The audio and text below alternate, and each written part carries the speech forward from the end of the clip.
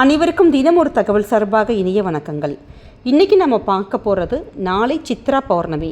இந்த சித்ரா பௌர்ணமி தினம் அன்னைக்கு சத்யநாராயண பூஜை விரத கதையை யார் ஒருத்தங்க கேட்குறாங்களோ அவங்களுக்கு இந்த பூஜையுடைய முழு பலனும் கிடைக்குங்கிறது ஒரு ஐதீகம். நீங்கள் விரதம் இருந்தாலும் பரவாயில்ல, இல்லாட்டியும் பரவாயில்ல, நாளைய தினம் இந்த கதையை மட்டுமாச்சும் இதில் வரும் ஒரு 5 அத்தியாயம் வரும். இந்த 5 அத்தியாயத்தை நீங்கள் நிச்சயமாக கேளுங்க. நீங்கள் கேட்டதை நீங்கள் மனசில் என்ன நினைக்கிறீங்களோ அதை இந்த சத்யநாராயணர் உங்களுக்கு கொடுத்து விடுவார். அப்படிப்பட்ட ஒரு முக்கிய சிறப்பு பதிவு தான் பார்க்க போகிறோம். பதிவுக்குள்ளே போகிறதுக்கு முன்னாடி நம்ம சேனலை இது வரைக்கும் சப்ஸ்கிரைப் பண்ணாதவங்க கண்டிப்பாக சப்ஸ்கிரைப் பண்ணிக்கோங்க. அப்போ தான் எங்களுடைய எல்லா பதிவுகள் நோட்டிஃபிகேஷன்ஸ் உங்களுக்கு உடனுக்குடனே வரும். மறக்காமல் பெல் பட்டனையும் கிளிக் பண்ணிக்கோங்க. இப்போ நம்ம பதிவை பார்க்கலாம். பெருமாள் எத்தனையோ ரூபத்தில் நமக்கு அருள் புரிகிறாரு. இதில் சத்யநாராயண ரூபங்கிறது ரொம்ப ரொம்ப விசேஷமான ஒன்றுங்க.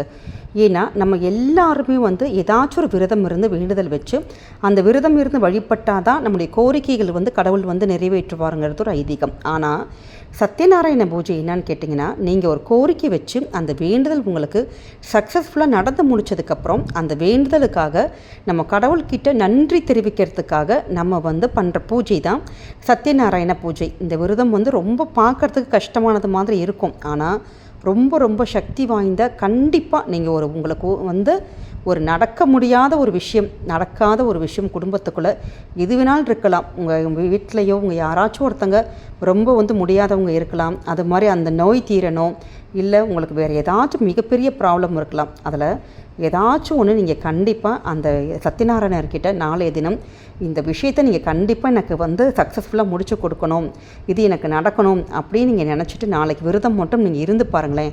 நீங்கள் விரதம் இல்லாட்டி கூட பரவாயில்ல, நீங்கள் ஆத்மார்த்தமாக நாளைக்கு சுவாமிக்கிட்ட கேட்டுட்டு நீங்கள் அந்த காரியம் முடித்ததுக்கப்புறம் இந்த பூஜையானது உங்கள் வீட்டில் செஞ்சு பாருங்களேன். அவ்வளோ ஒரு சக்தி, அவ்வளோ குடும்பத்தில் மங்களங்கள், ஐஸ்வர்யங்கள் இது எல்லாமே நடக்குங்க. இது பல பேருடைய வாழ்க்கையில் கண்கூடாக நடந்திருக்கிற ஒரு விஷயம்.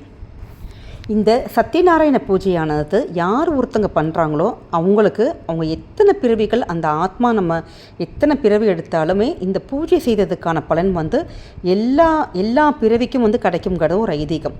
பொதுவாக நம்ம எந்த ஒரு பூஜையாக இருந்தாலும் ஒரு குழந்தை பாக்கியம் பெறத்துக்கு, ஒரு திருமணம் நடைபெறத்துக்கு, ஒரு வேலை கிடைக்கிறதுக்கு, பணப்பிரச்சனைகள், நோய்கள், இது மாதிரி நிறைய பிரச்சனைகள் தீரத்துக்கு ஒவ்வொரு விரதம் இருப்போம். ஆனால் இந்த சத்யநாராயண பூஜை மட்டும் என்னன்னு கேட்டிங்கன்னா, நீங்கள் என்ன கோரிக்கை உங்களுக்கு நிறைவேற வேணும், பெருமாள் கிட்ட சத்யநாராயணர்கிட்ட நீங்கள் என்ன வேணும் உங்களுக்குன்னு சொல்லிட்டு மனசார நீங்கள் வேண்டி இந்த பூஜையை மட்டும் செஞ்சால் போதுங்க. நீங்கள் கேட்கும் வரம், கேட்குற என்ன வார்த்தைகளை கேட்குறீங்களோ, என்ன விஷயம் நினைக்கிறீங்களோ அந்த விஷயங்கள கண்டிப்பாக பெருமாள் உங்களுக்கு நிச்சயம் நடத்தி கொடுப்பார். அப்படிப்பட்ட ரொம்ப வித்தியாசமான ஒரு தனித்துவமான ஒரு விரதம் தான் இந்த விரதத்தை யாரோ ஒருத்தங்களாம் நமக்கு காமிக்கல, நம்முடைய ரிஷிகள் நமக்கு வழி காமிச்ச அந்த பூஜைகள் தான் இந்த சத்யநாராயண பூஜை. அதாவது ஸ்ரீமன் நாராயணனே இந்த பூஜையை இந்த முறையில் செஞ்சு நீங்கள் என்னை வழிபட்டால் அவங்களுக்கு வேண்டிய வரங்கள் கண்டிப்பாக தருவேன்னு சொல்லிட்டு சொன்னதாக ஒரு ஐதீகம் இருக்குது. அப்படிப்பட்ட இந்த விரதத்தை இப்போ இருக்க காலகட்டத்தில் எல்லாராலையுமே இந்த பூஜைகள்லாம் செய்ய முடியுமா, பூஜை புனஸ்காரங்கள்லாம் கரெக்டாக நம்மளால் அதை ஃபாலோ பண்ண முடியுமான்னு கேட்டு ஒரு கேள்விக்குறி தான். ஏன்னா எல்லாரும் பிஸி ஷெட்யூலில் இருக்கோம், வேலைக்கு போகிறோம், ஆஃபீஸ் போகிறோம், அது மாதிரி நிறைய விஷயங்கள் இருக்குது. அதனால் அதற்கு பதிலாக இந்த சத்யநாராயண பூஜை ஒருத்தங்க பண்ணால் என்ன பலன் கிடைக்குமோ அதற்கு பதிலாக அந்த பூஜையோட விரதக்கதை இருக்குது பார்த்தீங்களா. விரதக்கதையானது மொத்தம் 5 அத்தியாயங்கள் இருக்குது. அந்த விரதக்கதையை யார் ஒருத்தங்க கேட்குறாங்களோ அவங்களுக்கு இந்த பூஜையோட முழு பலனும் கிடைக்கும். அப்படிப்பட்ட கதையை இன்றைய தினம், அதாவது சித்ரா பௌர்ணமி தினம் அன்னைக்கு நிச்சயமாக நீங்கள் கேளுங்க. உங்களுக்கு இந்த விரதம் நம்ம இருந்து எப்படி வழிபட்டால் அந்த ஒரு ஃபுல் பலன் கிடைக்குமோ அந்த பலன் கிடைக்கும். இப்போ நம்ம அந்த கதைக்கு போகலாம். முதல் அத்தியாயம்.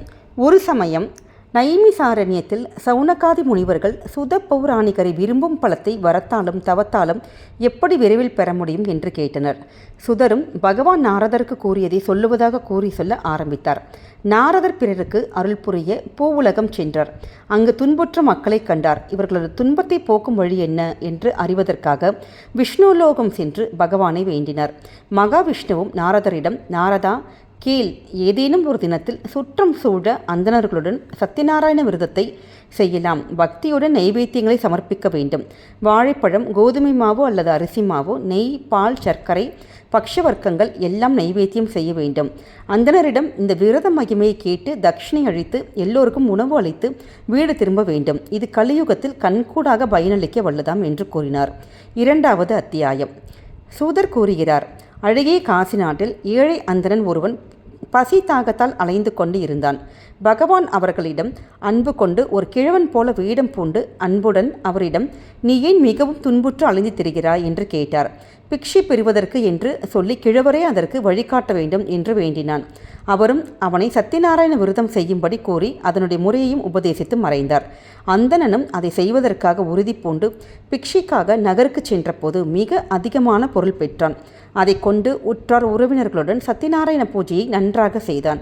அவனுடைய துன்பங்கள் நீங்கியது. மிகப்பெரிய செல்வந்தன் ஆனான். பின்னர் இதை விடாது செய்து இறுதியில் முக்தியும் பெற்றான். அந்தணன் இந்த பூஜை செய்து வரும் காலத்தில் ஒரு நாள் விறகு வெட்டி ஒருவன் தெருவாய் விறகு வெற்று கொண்டு இருந்தான். தன்னையும் மறந்து அங்கிருந்த பக்தர்களுடன் பூஜையில் ஈடுபட்டான். பூஜையில் பகவானுக்கு நிவேதனம் செய்யப்பட்ட பிரசாதங்கள் விறகு வெட்டிக்கும் கிடைத்தது. பக்தியுடன் அதனை உண்டான். அந்தணரிடம் பூஜை பற்றி விபரங்கள் எல்லாவற்றையும் தெரிந்து கொண்டும் தானும் செய்யப்போவதாக கூறினான். மறுநாள் விறகுவிற்கு சென்றபோது அனைத்தும் விற்றுவிட்டன. சத்தியநாராயண பூஜை பிரசாதம் உண்டதின் பலன் இது என்று மகிழ்ந்தான். அவனும் அப்பூஜை செய்து செல்வன் ஆனான், முக்தி அடைந்தான். 3வது அத்தியாயம். சூதர் மேலும் கூறுகிறார்.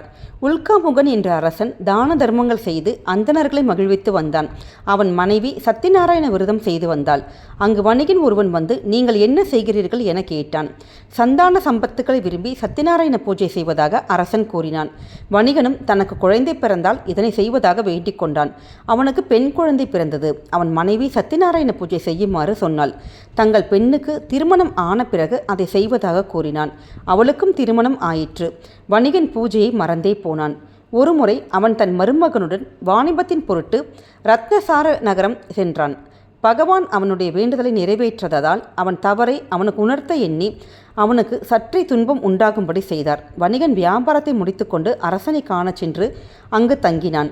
அங்கு ஒரு திருடன் ஒருவன் அரண்மனையில் திருடிய எல்லா பொருட்களுடனும் காவலருக்கு அஞ்சி இவர்கள் தங்கிய இடத்திற்கு வந்து தான் திருடிய பொருட்கள் எல்லாவற்றையும் வைத்துவிட்டு மறைந்து போனான். அந்த திருடர்களை பின்பற்றி வந்த காவலர்கள் அங்கு வந்து இந்த இருவரையும் பிடித்து சென்று திருட்டு சொத்துடன் பிடித்து அரசனுடன் ஒப்படைத்தார்கள். அரசன் இந்த இருவரையும் சிறையில் அடைத்தார்கள். வணிகனின் மனைவியும் மகளும் தங்களிடம் உள்ள எல்லா பொருட்களையும் பறிகொடுத்துவிட்டு உண்ண வினுவின்றி தவிர்த்தார்கள். மகள் ஒரு நாள் ஒரு பிராமணன் வீட்டுக்கு சென்று அங்கு நடந்த சத்தியநாராயண பூஜையில் கலந்து கொண்டாள். பின்னர் அங்கு கதை கேட்டும் பிரசாதத்தை உண்டும் மகிழ்ச்சியுடன் வீடு திரும்பி தன்னுடன் தாயிடம் நடந்ததை தெரிவித்தாள். அவளும் மன மகிழ்ச்சியுடன் தன் சக்திக்கு தகுந்தபடி சத்தியநாராயண விரதத்தை நடத்தினாள். பகவானும் அரசனுடைய கனவில் தோன்றி வணிகனையும் அவன் மருமகனையும் விடுவிக்கும்படி கட்டளையிட்டார். 4ஆம் அத்தியாயம். வணிகன் சான்றோருக்கு தட்சிணை தானம் செய்துவிட்டு பின் ஓரிடத்தில் ஏறி தன் நகருக்கு சென்றான். சிறிது தொலைவு சென்றதும் சத்தியநாராயணர் ஒரு பிரம்மச்சாரி வடிவில் தோன்றி ஓடத்தில் இருப்பது என்ன என்று கேட்டார். அவனும் அந்த பிரம்மச்சாரியத்திடம் உண்மையை மறைக்க எண்ணி அதில் இருப்பது இலைகளும் கொடிகளுமே என்று பதில் கூறினான். அவ்வாறே ஆகுக என கூறி பகவானும் சிறிது தள்ளி சென்று நின்றார். ஓரிடத்தில் கொடியும் இலைகளும் இருப்பதைக் கண்டு வணிகன் வருந்தினான். அப்போது அவனது மருமகன், இது பிரம்மச்சாரியின் சாபத்தால் நேர்ந்தது, அவரிடமே நம் அடைக்கலம் புகுவோம் என்றார். வணிகன் அந்த பிரம்மச்சாரியை கண்டு வணங்கி மன்னிக்கும்படி வேண்டினான். பகவானும் கருணை கொண்டு அவனுக்கு அருள் புரிந்தார். பின்னர் அவன் நகருக்கு சென்றதும் தன் வீட்டிற்கு ஒரு தூதுவனை அனுப்பினான். அப்பொழுது அவன் மனைவியும் மகளும் சத்தியநாராயண பூஜை செய்து கொண்டிருந்தார்கள். அவர்களை வரவேற்கும் பரபரப்பில் மகள் பகவானின் பிரசாதத்தை உண்ண மறந்துவிட்டாள்.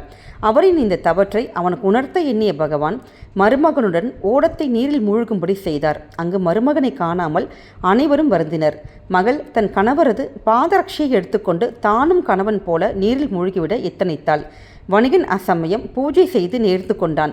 அச்சமயம் இறைவன் அசரீரியாய் கூறினார், வணிகனே, உன் மகள் பூஜையின் பிரசாதத்தை உண்ண மறந்து விட்டாள். இது மிகப்பெரிய அபச்சாரம். இவள் அதை உண்ட பின் தன் கணவனை காண்பாள் என்றார். அப்படியே அவள் வீட்டிற்கு சென்று பிரசாதத்தை உண்டுவிட்டு திரும்பியதும் நீருக்கு மேல் வந்த ஓடத்தில் பணத்துடன் தன் கணவனைக் கண்டு மகிழ்ந்தாள். 5வது அத்தியாயம். துங்கதவஜன் என்னும் அரசன் ஒருமுறை காட்டிற்கு சென்று பல துஷ்ட மிருகங்களை வேட்டையாடிவிட்டு ஒரு ஆலமரத்தின் அடியில் வந்து தங்கினான். அங்கு 1000 குலம் மக்கள் சத்தியநாராயண பூஜையை மிக்க பக்தி சிரத்தையுடன் செய்து பூஜை முடிந்ததும் அரசன் என்பதால் முதலில் அரசனுக்கு பிரசாதத்தை கொடுத்தார்கள். ஆனால் அந்த அரசன் அதை மதிக்கவில்லை. இடையர்கள் தந்ததை புசிப்பதா என்று எண்ணி அதை புசிக்கவில்லை. உதாசீனம் செய்தான். உடனே அவனுடைய 100 பிள்ளைகளும் உயிரிழந்தனர். அவனுடைய சொத்தும் அழிந்து போயிற்று. உடனே தான் செய்த தவற்றை உணர்ந்தான். உடனே மீண்டும் அந்த ஆலமரத்திற்கு விரைந்து சென்று 1000களுடன் தானும் அந்த பூஜையை செய்யலானான். சத்யநாராயண சுவாமியின் அருள் பெற்று முன்பு போல பிள்ளைகளையும் சொத்துக்களையும் பெற்று சுகமாய் வாழ்ந்தான். சத்யநாராயண பூஜையை செய்து சரித்திரத்தையும் சிரவணம் செய்பவன் பகவானின் அருள் பெறுவான். ஏழ்மை விலகும். அநியாயமாய் சிறை தண்டனை பெற்றவன் விடுவிக்கப்படுவான். பயம் நீங்கும். விரும்பியது எல்லாமே கிடைக்கும். சந்தேகமே இல்லை. கலியுகத்தில் விசேஷ பலன்களை பெறவல்லது இது. இந்த கதையை படிப்பவருடைய பாவங்கள் நீங்கும். இந்த பூஜை செய்த அந்தனர் மறுபிறப்பில் குசிலராக பிறந்து கிருஷ்ணருடைய அருள் பெற்றார். விறகு விற்பவன் குகப்பெருமானாக பிறந்து ராமனுடைய அருளுக்கு பாத்திரமானான். உல்காமுகன் தசரதனாக பிறந்து ரங்கநாதருடைய திவ்ய கடாட்சம் பெற்று முக்தி அடைந்தான். வணிகன் மோரத்வஜனாக பிறந்து தன்னுடைய உடம்பில் பற்றின்றி பிராமணனுக்கு தன்னுடைய சதையை அறுத்து மோட்சம் அடைந்தான். துங்கத்வஜன் நான்முகனானான். இந்த எல்லா அத்தியாய கதைகளிலிருந்து ஒரே ஒரு விசேஷமான உண்மை நமக்கு என்ன தெரியுதுன்னு கேட்டிங்கன்னா, ஜாதி பேதம் எதுவுமே இல்லாமல் யார் வேண்டுமானாலும் இந்த பூஜையை செய்யலாம்.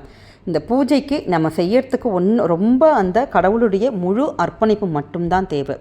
அப்படி இந்த பூஜையும் இந்த பூஜையுடைய விரத கதைகளும் யார் ஒருத்தவங்க கேட்டு வராங்களோ அவங்களுக்கு சத்யநாராயணனுடைய முழு பலன் கண்டிப்பாக கிடைக்கும்.